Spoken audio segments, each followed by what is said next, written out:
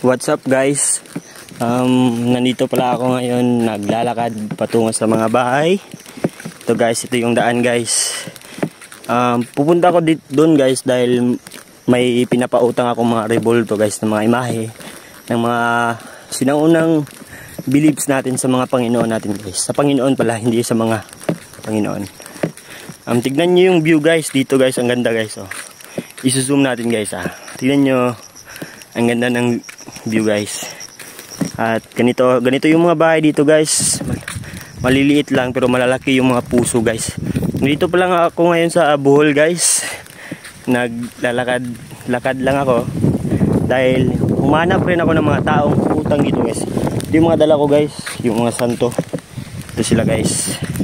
Ang ganda ng view dito guys. Hindi ito mabibili ng pera guys. Once in a lifetime lang mo lang ito mapupuntahan. Katulad ko, wala kaming pera. Kaya napupuntahan ko itong mga lugar nito dahil sa trabaho ko. Yung parang kinikare off kami ng kumpanya kung saan kami pupunta guys. Tignan nyo yung kagandahan ng lugar guys. Tignan nyo. Ito yun guys. Ito may taniman ng mga palay dito guys. Ang ganda no. Saan ba yung mga tao dito? Paano ko to mapapautang itong mga dala ko? Teka lang muna guys, ipapakita ko muna yung mga dala ko sa inyo para malaman nyo kung ano yung pinapautang ko guys. Teka lang muna, hanap muna tayo ng pwesto guys. Ayun yung may kalabaw dun guys, tignan nyo. Wait lang guys ilalapag ko muna to. Okay, ito guys, makikita nyo yung kagandahan ng dala ko guys. Ito yung pinapautang ko guys, tignan nyo. Si Santo Niño yan guys, at ito yung Nazareno. Lahat ng meron pang dalawa guys, meron pang dalawa. Ito, tignan nyo. Mabuti guys, titigan nyo, baka gusto nyo umutang, mura lang naman to. Nandito ako ngayon sa Bohol, sa Anda, para magpapautang ng mga imahe. Ito si Mama Mary guys. Ito yung mura lang din naman to. 9.8 sa pautang, good for 6 months. At ito 5.8. May Sagrada Pamilya tayo dito, tignan nyo. At meron din tayong Birhen sa Lourdes, yung Mama Mary. Yung pesta nito is yung September 8 siguro. Tignan nyo guys. Sige na guys, maglalakad muna ako guys. Pipick upin ko muna yung mga customer ko. Baka makaisa tayo dito. Pambigas lang guys. Isang customer lang, okay na yun dahil based on commission price kami dito guys. 10% lang yung makukuha namin. Pero okay lang dahil worth it naman kasi tignan nyo yung view guys. Hindi naman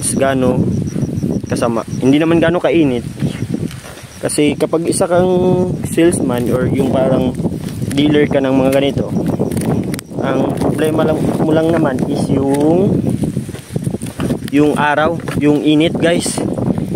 Kapag pumutong na yung oras ng mga 11, ganun, sakit na yung init. Parang makakaramdam ka na ng heat stroke or ano. Pero dito sa lugar na to guys, parang hindi mo yun makikita. Dahil tignan mo guys, ang gagandahan ng lugar. Ang ganda ng view guys, parang sinaliptan mo lang tumupunta. Ako, sa experience ko sa paglalako guys, umabot na siguro ako sa 8 years na experience dito. Marami na akong napuntahang lugar pero ang nakadismaya lang is wala pa akong cellphone noon, kaya hindi ko yun madodocument. Pero ngayon guys, nandito ako ngayon, naglalako. At saka tignan nyo, walang mga bahay. Puros mga kakahoy yan. Tignan nyo guys. Hindi yan tignan nyo yung kagandahan ng lugar guys. Sige na guys, maghanap muna ako ng customer. Guys, ito na guys. Punta na tayo. Hanap muna tayo ng sisilungan dahil mainit yung daan.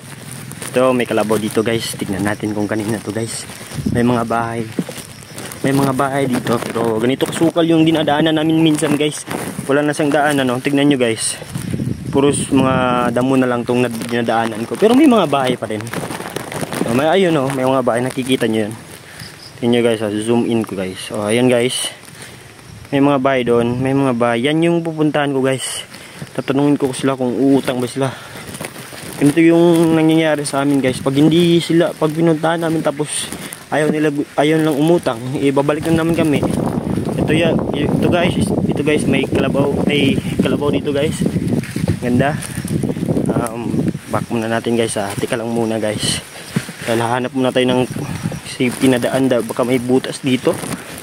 Tignan mo yan guys, may bahay doon guys, may tao guys. Punta natin. Ito, magtatanong tayo dito. Ito yung bahay, may dalawang bahay. Tsaka may natanong ako doon sa malayo. Pan yun guys, parang ano yun?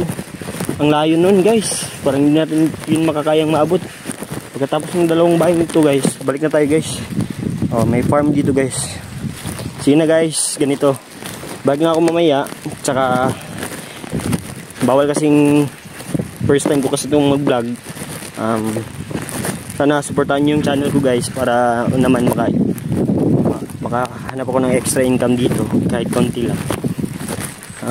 Ito guys, punta tayo doon. May mga ibon doon, no?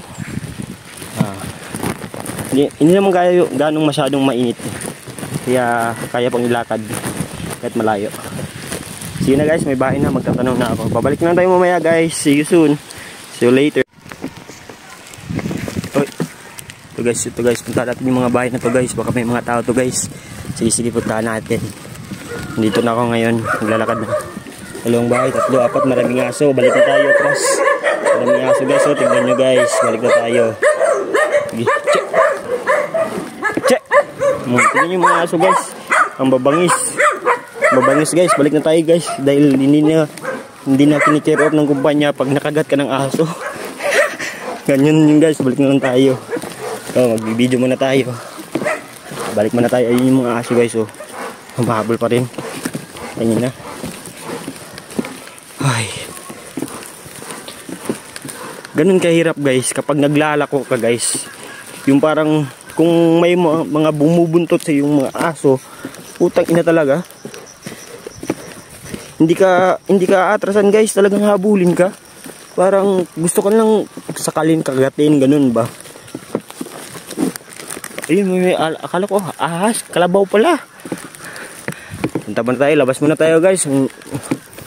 Hanap tayo ng pahingahan guys dahil kailangan na natin magpahinga dahil napapagod na rin ako. Kakalakad. Ito guys. Ito yung nilalakaran ko.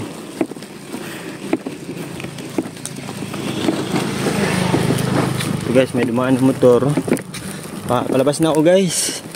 Shortcut lang ako para mabilis. Ganito talaga yung buhay guys.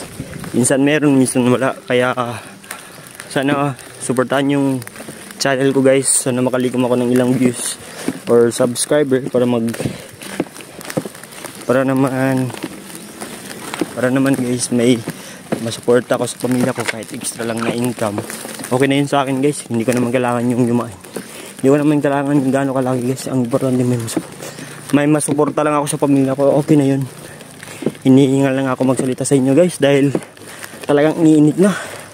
Sige guys, ito lang muna ngayong araw guys. Salamat sa manonood nito. Salamat sa lahat.